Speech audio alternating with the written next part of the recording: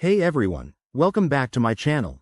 If you're diving into the world of crypto, knowing how to withdraw USDT from your spot wallet on Binance is a crucial skill, especially with the updates coming in 2025.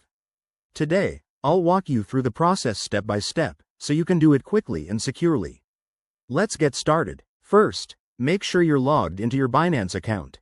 If you haven't already, head over to the Binance website or app and sign in. Security is key, so double-check that two-factor authentication is enabled. Once you're in, navigate to the Wallet section at the top of the page. You'll see various options like Spot Wallet, Futures Wallet, and more. Click on Spot Wallet. That's where your trading assets are held. Now, locate USDT in your asset list. It's usually right there among your cryptocurrencies.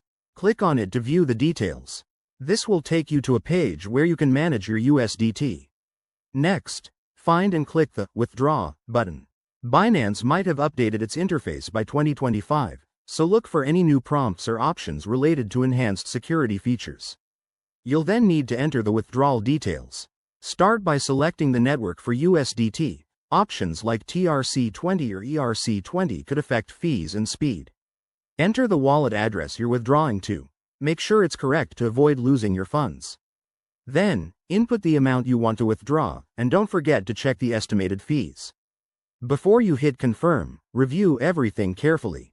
Binance will likely require you to verify via email, SMS, or your 2FA app.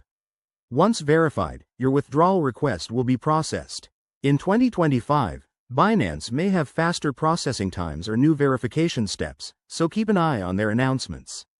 Remember, withdrawals can take anywhere from a few minutes to an hour, depending on the network congestion. That's it, you've successfully withdrawn your USDT. Always prioritize security, never share your keys and use hardware wallets when possible. If this tutorial helped, smash that like button and subscribe for more crypto guides. Thanks for watching, and see you in the next video.